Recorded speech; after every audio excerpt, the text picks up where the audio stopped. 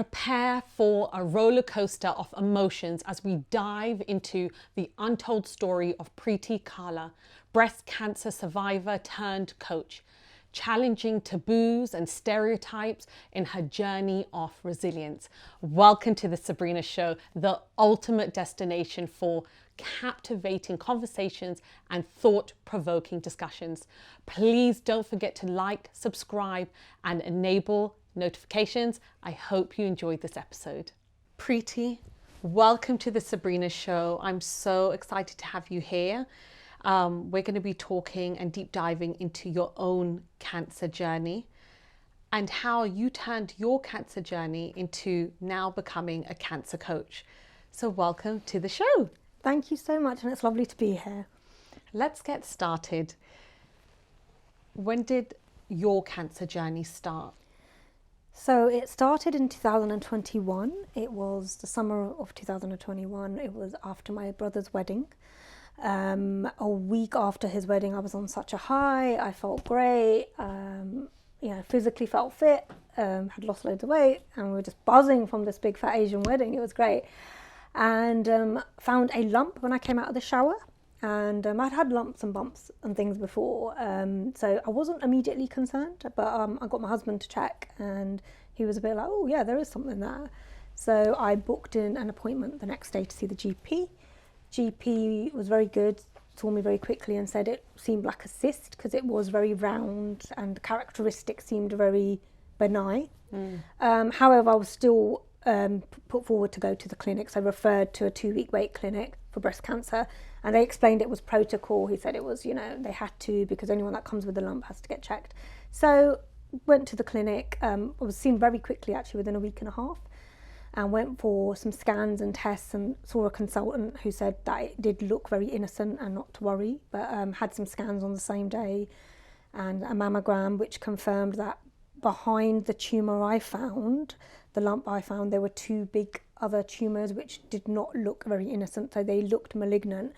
So I was told pretty much straight away it didn't look good on that day, and they took biopsies, and I was then diagnosed, I think 2 weeks after that, officially by my consultant as it being multifocal breast cancer, which is multiple tumours in one breast. I want to go back. The day of diagnosis, what was going through your mind? Where was you at? Who was you with? I was with my husband, sat in a waiting room and had this horrible wait. So we had an appointment for like 3 o'clock. Don't think I went in till about 5:30, and this agonising wait. And they call it the suspected breast cancer clinic. So when you go in, that's what it's called. And every person that was coming out of that door that I was going to enter through had like a Macmillan nurse and had leaflets, and they were in tears. So as the time went on, my hope just sort of withered more and more, and I kept on gazing at my husband and shaking my head like in a no, like I just didn't have a good feeling. Still tried to be optimistic. We were called in at around 5:30 and just hit the consultant. I could just see it in his face. He was very warm, kind, very tall, so empathetic, and just shook my hand so warmly, like my hand was the most precious thing, and asked me so sweetly how old I am and can I remind him how old I was again. And I said, I remember saying 42, but my voice was cracking because I just knew, like he had that look. So he then said, all right, popped me behind the little curtains and said, let's have a look at you. And so he had a look, and he just sort of made this comment and said, oh, good cup size. And I remember him saying that, and it partly made me laugh, but I just thought, why is he assessing how the condition or how good my breasts are? He's obviously looking at what he's going to do with them because he was consultant stroke surgeon. Yeah. And I just remember him examining me and then coming and sitting by my husband, and he just sort of said, what have you been told? I said, not much, just that I've got some suspicious looking lumps. And he said, as you know, we took biopsies. Unfortunately, I have to tell you it is cancer. And that's exactly how he said it. And I just remember my husband gripping my hand and shake, like I could feel like this really tight grip on my hand. And just remember talking to the consultant and just saying, but I'm only 42. I'm only 42. And I just kept repeating that. And he sort of had to go and get me some water, and don't really remember after that. I just remember like my face was wet, that's all I remember. And I remember like my husband just sobbing. I can just hear him beside me. And, you know, all these questions, and my husband just went in full mode, like, what's the grade, what's the stage? And at that time, they don't know that themselves. They've just taken a biopsy. So the consultant was lovely. We sat with him for 2 hours after that. He explained everything to us, and I was introduced to a Macmillan nurse, and that was it. I was diagnosed with, multifocal breast cancer. And then you took the news home. I did. And what was that experience like, sharing that news with your loved ones? It was surreal, like being in this nightmare that you couldn't wake up from. I remember driving home in silence with my husband. We just couldn't speak. And then when I got home, my sister and brother had come down and they were staying with me for moral support. Everyone had said, like, you know, when you get good news and we're going to go out for dinner and things like that. And I just remember, like, they must have known, because the length of time we were at the house, they must have realised that it didn't look good and we weren't answering our phones. So when we went in, I just waited for everybody sort of to gather. So my in-laws came over as well to see how I am, and then I just told them. My parents, I had to tell them over the phone, and same questions, same barrage of questions from everyone. You know, my dad was very open. He was like, how long do you have? You know, people assumed straight away it was going to be a later stage cancer. Unfortunately for me, it wasn't. It was an early stage cancer. So I'm so fortunate that I found that lump. Hardest thing was telling my children. My daughter was just, she didn't come out of her room and she couldn't speak. She was just sobbing like for days on end. Because I guess the initial reaction when you hear the big C, you feel like you're going to lose your loved one, right? You don't even think about the intricacies in terms of stages. You just think, oh my God. You just think, game over. Yeah. That's what you think. And I actually thought, that's it. My life's gone. This is it. And I think everybody around me actually thought that as well, because I think a lot of things are formed from past experiences. So we've all known somebody that's gone through it and unfortunately not come out the other side okay. So you do have that assumption a lot of the time. So we were all really relieved when I'd had my treatment. Yeah. And when they confirmed it was an early stage cancer and that it had not spread to the lymph nodes. And going through your treatment, irregardless of whether it be your family or the doctors, did you feel supported, specifically emotionally supported? I think people tried. I think going through the treatment, definitely, yes, I did feel supported. I felt a lot of empathy from people. I was well informed from my consultants, and my clinical team were wonderful. I was given a Macmillan line to call, and I believe I did call them, and they were very supportive. So I was really supported through the diagnosis and treatment phase. I had a lot of emotional support. My mum come and stayed with me, you know, everyone checking on me all the time. And I did feel like important, like I was somebody, you know, like people cared about me. And for me, that sort of changed the emotional support with a bit away post-treatment, I would say. I want to dive into the stages of treatment and what your mental health was like at that time. Yeah. Let's talk a little bit about your mental health when you was going through the treatment, and how you felt and who was there around you to give you that level of support that you needed. So at that time, I had mainly my family around me. I had a lot of anger and a lot of upset. And a lot of people just trying to be supportive, but telling me like they'd either known somebody that's gone through the same thing and was okay now, or telling me how I could holistically heal myself and stuff. And that was all really, really good. It was great to hear positive stories and things, but at the same time, I felt scared, very vulnerable, and had this like fear that I'm never going to see my children grow up. I'm never going to see my daughter get married. I'm never going to see their graduations. It was horrible. I felt emotionally quite distraught, but I would say I had such strong support network, and I think that's so important when you are going through treatment and diagnosis, and unfortunately not everybody has that. Some people go through the whole cancer experience alone, they don't have anyone, and I can't imagine how hard that is. Still, in certain communities, it's such a taboo subject and people don't want to talk about it. Why? Well, I think this stems back to years ago, and apparently it still goes on. I remember speaking to my mum about it, and she said people in India, as an example, they don't even say cancer in their household. It's seen as if you say the name, you're sort of jinxing the whole family. It's like a bad luck omen almost. And I think it comes from the notion where people were just scared. It comes from fear. So years back, what was happening was there were later diagnoses, and the treatment wasn't great, which meant people were dying a lot more of cancer. The end result wasn't good. So that's been embedded in people's minds, that you get cancer and that's it. However, things have advanced a lot, things have changed a lot. I'm not saying it's that way for everybody. Sometimes cancer is still very hard to treat. It's one of the hardest illnesses you can treat. And that's why there's so much research. People are still struggling, to find, the cure, they say, and things like that. But it's, I think we've come a long way, to be honest. As a community, as a society, even as family, how can we do better when a loved one has been diagnosed?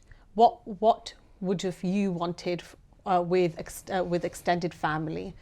I ask this because sometimes you are scared of offending someone. When things like this happen in life, you're like, I don't know what to say.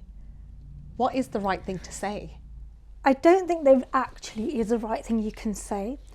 What I would say is, if you don't know what to say, and that's understandable. I've been in a situation where I don't know what to say to someone that's been through something traumatic, for example.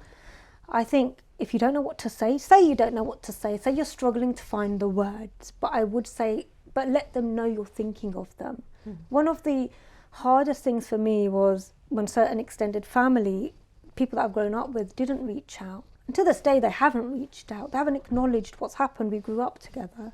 But they all wish me on my birthday, and if they see me at a function, they'll say, how are you doing? But I now understand, initially I was really angry, but now I understand it's because they don't know how to deal with it. They feel uncomfortable by it. But I think at the time I would have really appreciated if they just said, thinking of you, even if it's a text message, don't really know what to say to you right now, but just to let you know I'm here, or something along those lines. The cultural attitude within the South Asian community and many other communities around the topic of cancer, does it need to change? I think it does, yes. I think we've come a long way, but I think there's more we can do by creating more awareness. With 1 in 2 people now living with cancer and being diagnosed, no option but to start talking about these things, is there? Because soon it will be affecting more and more people and more families, and in the South Asian community.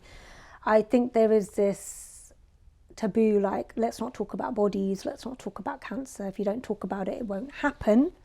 But the only way to get people to have earlier diagnosis, which means better treatment, earlier treatment and better prognosis, is to talk about these conversations, talk about the signs, the symptoms, get an understanding of what are the different types of cancer, what are the grades and stages, have an awareness, because you just don't know when it's going to come knocking.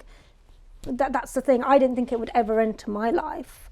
I never thought at 42 I'd be diagnosed, and more people are being diagnosed younger, and I know a lot of family members, my own family members, that have actually extended family that have gone through cancer recently as well. So it's just growing. So I think we need to talk about it. For women as well, talk about breasts. It's okay, they're only breasts, Yeah, exactly. Talk about your cervix and your ovaries. There's nothing wrong with that. That's how we are going to educate and inform, and that's how people are going to start getting better and sort of fighting cancer. Yeah. During your cancer journey, did you face any obstacles? I did, Sabrina. My employer was not supportive at all. It was really shocking to me, because you just assume, right? You think you've got all these rights, your employer's they've got all these policies, they're going to support you back into work. No, not at all. Even though I was on a contract, I appreciate that, but they just sort of wanted to rush me back to work. I had only been off for 4 months when they were like, when are you coming back? I was getting weekly meetings, weekly emails for an update. And when you've been signed off with cancer, you would think that's been enough. They've got all the medical evidence, but they wanted me to speak to their occupational health. And I just point blank refused. I thought it was an insult to me. Like, how dare you like question almost my diagnosis? It's a bit like trying to catch you out almost. And they said, we can't really keep the role open for you, because I sort of said, why don't I take the rest of this term off, like, because it was within education and I start the next academic year, which would have made sense as we were mid-year. They said, oh, we can't guarantee, and the role will still be needed by then. And I thought, well, it's quite clear what's happening. They didn't want, I was a risk. They didn't want to take a risk on me.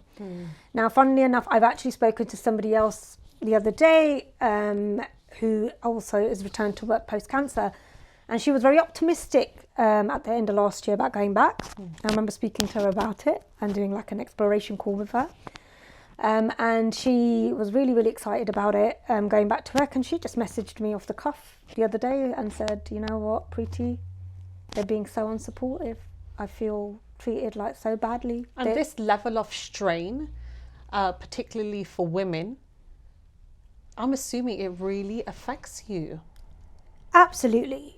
It affected me so badly. I just thought, what was the point of me? Like, I can't even hold down my job. Like, I literally haven't, you feel you're at your lowest, your body's been cut up. Your mindset has been messed about with. You are a shadow sort of your former self. And then on top of that, you're told, you're made to feel like you're not good enough at your job. Yeah. Like you're not going to be able to do your job the same way, or like you're making excuses almost. That's how it felt. And I think there's a bit of a misconception. I think some people are very lucky, and some people work all the way through cancer and they have amazing employers. But the majority I know really have issues with their workplace when they're trying to get back into work. And a lot of people end up leaving. Which is such a shame. It is. And a massive financial strain and burden, specifically when you're going through something so detrimental as it is. How does workplace attitudes and policies change to serve people that are going through this better? I think there needs to be a separate policy in place on how you deal with people that have gone through cancer. I don't think it can be classed. I think there is some employers class it as a terminal illness, like they do something like about terminally ill, but I don't think there's anything for people that have got long-standing conditions. So if you've gone through cancer or you are living with it, how do you then support them? And I think there needs to be a separate policy on that for employers. And I think they just need to understand that adjustments to come back to work need to be made. I just needed them to give me a bit more time and make adjustments and help me back to work. And this lady I spoke to the other day, that's what she's asking for. She's asking for flexible work and adjustments to her working hours. And they're saying apparently they were able to do it, and now point blank they're not going to do it. And I think it's really sad because the financial burden, it's awful. Like I've experienced it. I was looking I had to look at what benefits I could claim at that time and stuff. I couldn't survive otherwise. So it is really, it's a real strain. Yeah, massive strain. The transformation from you going from cancer patient to now cancer coach, what led you onto this path? Well, for me, it was a bit of a self-discovery cancer. It sort of held up the mirror and showed me how I'd been living. And you know what? I thought, I don't like the way I've been living. I'm living a way that other people want me to, rather than doing what I want and living the way I want. And it also held up the mirror to the outside world for me.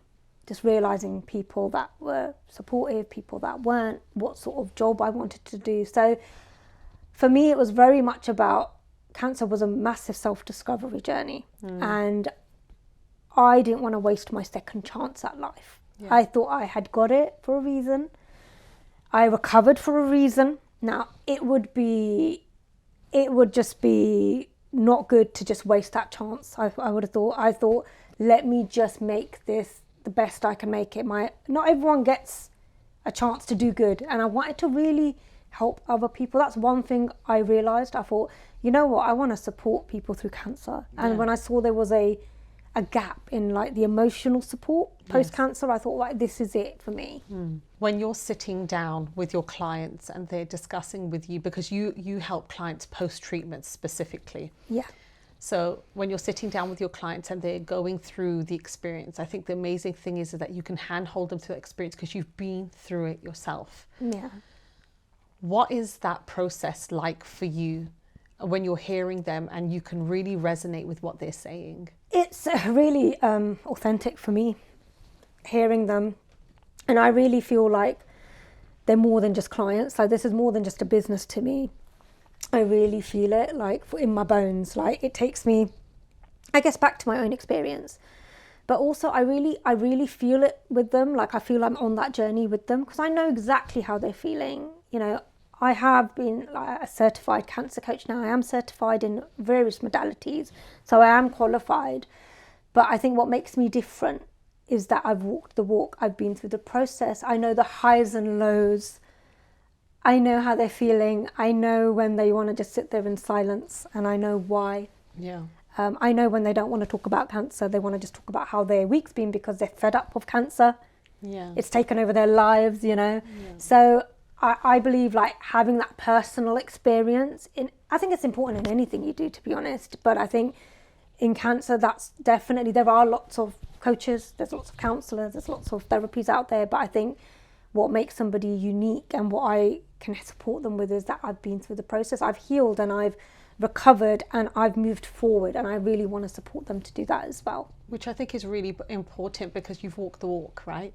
You know what they're going through when they're having a hard time or they feel emotionally unavailable. You know why? Because you've been there. So you've embraced hypnotherapy and NLP. That's correct. Into your coaching practice. For some people, they'd be like, hypnotherapy, cancer therapy. Tell me how you've entwined both and why you've introduced these practices within your realm.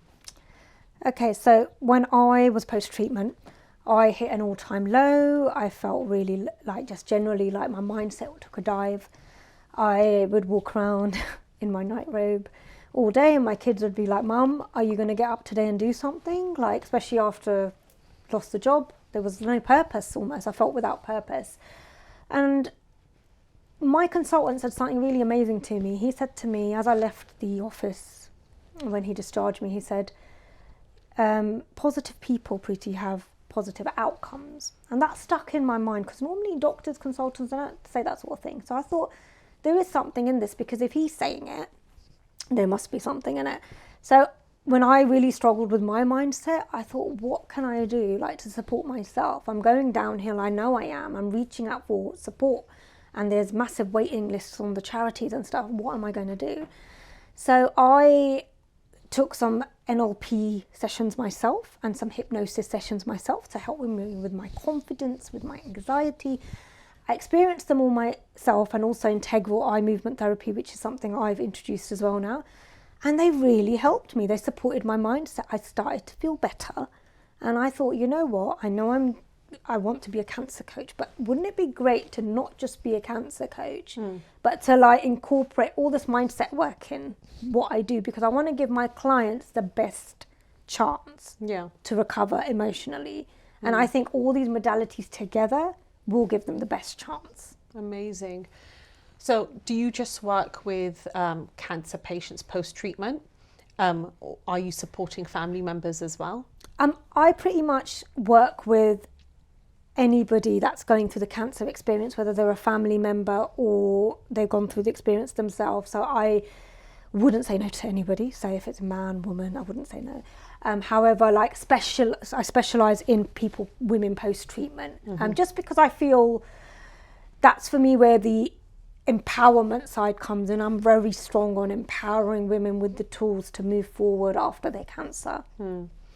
And, you know, without divulging into any of your clients' personal stories and whatnot, but what's the number one thing post-treatment most women that have gone through cancer struggle with?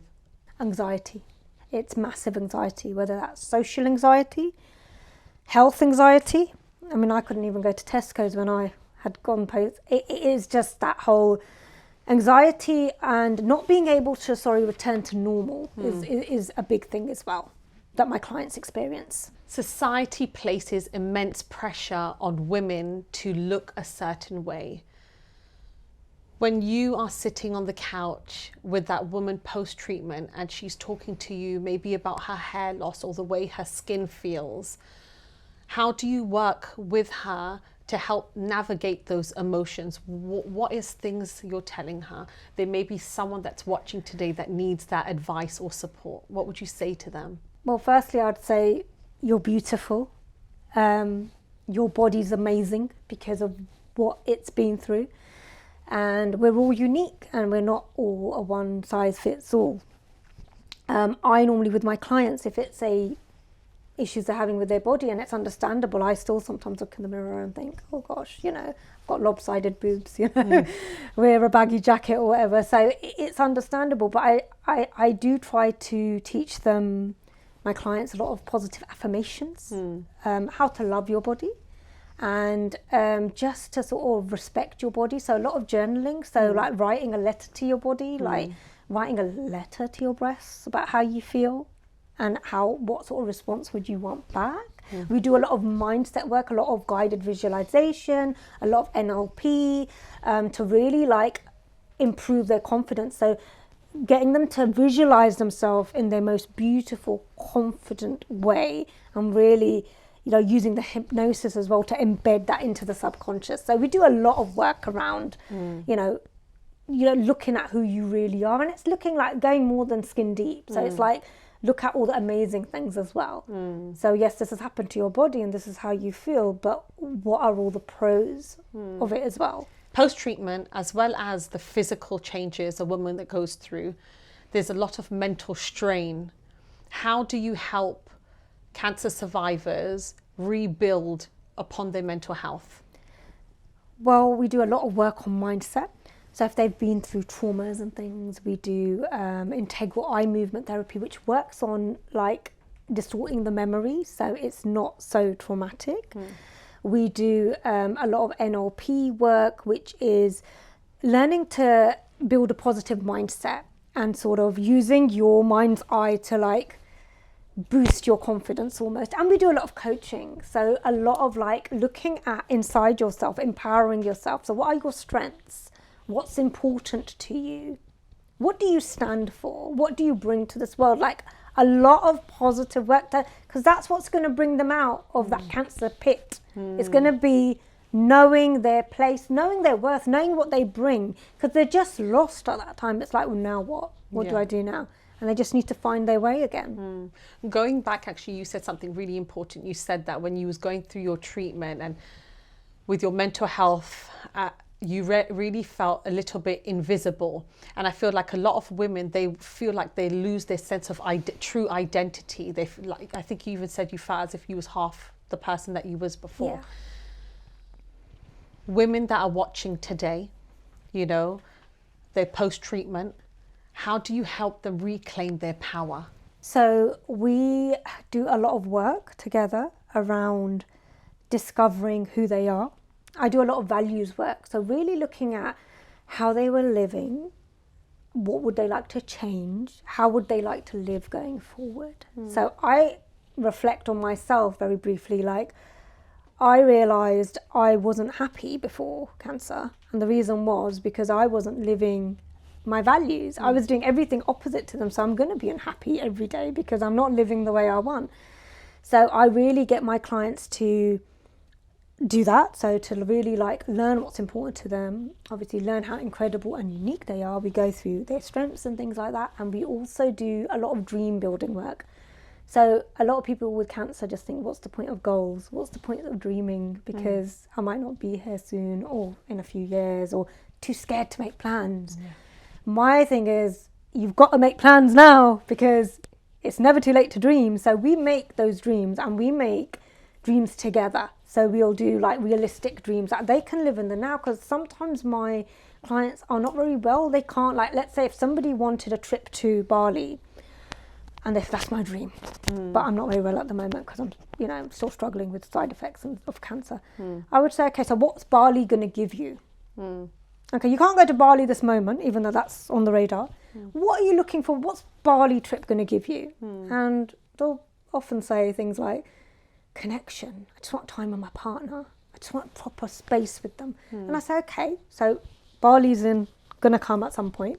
So how can you spend time with your partner now? Let's brainstorm some ideas. We are going to make a list, girl, and you're going to be doing that next week.